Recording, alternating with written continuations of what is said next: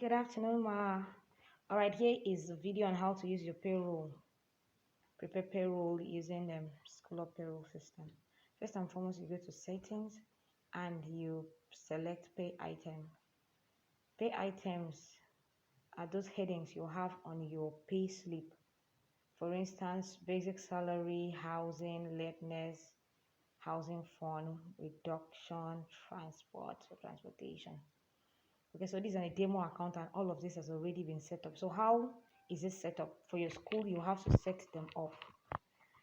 All right, this is what I wanted to do for you, but since you insisted on doing by yourself, I'll go ahead and show you.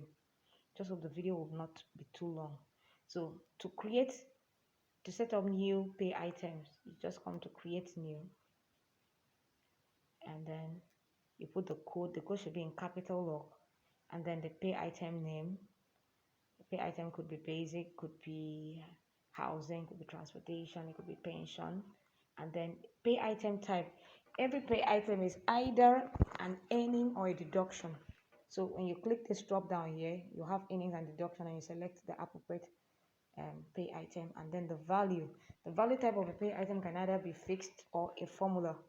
So if it's fixed, you just select fixed. If you select formula, you're going to have this place where you insert the formula. Every formula, you follow the instruction here. Allow variables for formula to include percentage pay item in percentage, and then you either multiply or divide or subtract depending on the formula you're using to calculate that pay item. For instance, some companies give 20% of basic as transportation allowance. So you will now write, I'm just giving you an example. You now write here percentage, put the code of the basic, which could be BS, and then percentage times 20 or 25%, depending. Or let me make it beta times 0.2.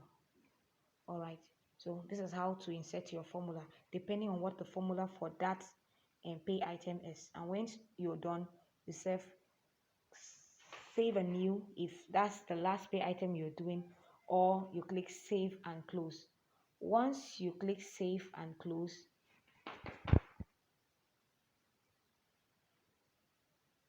I'm removing this so that I can demonstrate. Once you click save and close, you can now move to payroll. Payroll is immediately under human resource, and then you click more action. Now it's necessary at that point for me to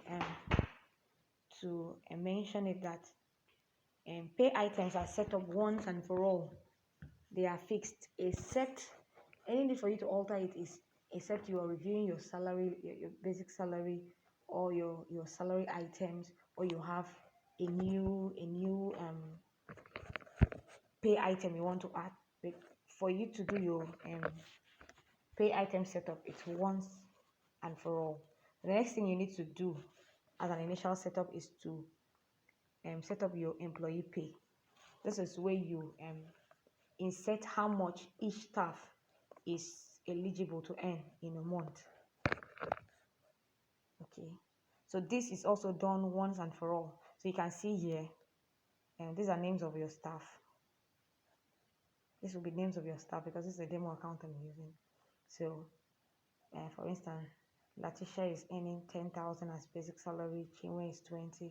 So what you just do is put your cursor here and put the amount the staff is eligible to earn as basic, and then other pay items, if there are formulas, the system will work it out, like transportation, housing fund, lateness, and every other thing that will be on your pay item. Okay, so once you're done with setting up for everyone, you need to put amount for everyone. Okay, except the person is not eligible for salary that month, so you just set up amount for everyone. Okay, once you're done, you come down and click save. save your employee pay. Once you save, you'll see save successfully. So you can actually scroll and see what has happened to the pay items, the employee pay that you have saved. So this is Prisca that added 200,000. And transport is 25% of our basic, which is 50,000. Our housing is 20% of our basic, which is 40,000. And our housing fund is our basic plus our housing plus our transport, which is 2,000. And at the end of the day, everything is set here. So once this is done, you then go to more action and click process payroll.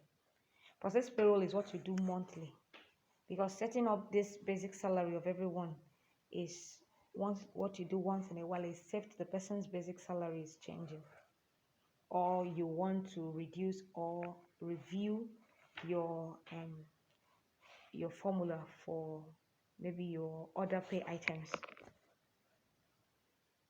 Okay, so when you come to process payroll, this is what you do monthly. You pick the year will be here in default, and then you pick the month and put the description for your monthly payroll.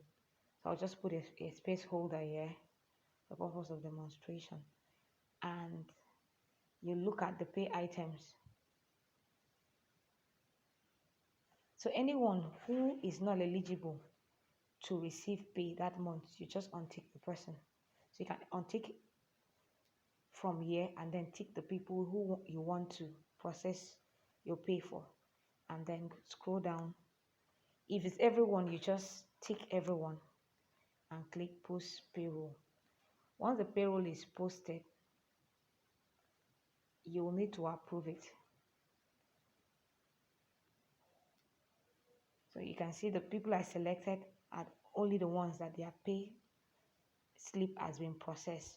Once the pay slip is processed, you can see the basic salary, the transportation, the housing, the gross earning, which is after all of this, the basic and the housing has been added to the transport, and the housing has been added to the basic, I beg your pardon, and then the deductions have been made.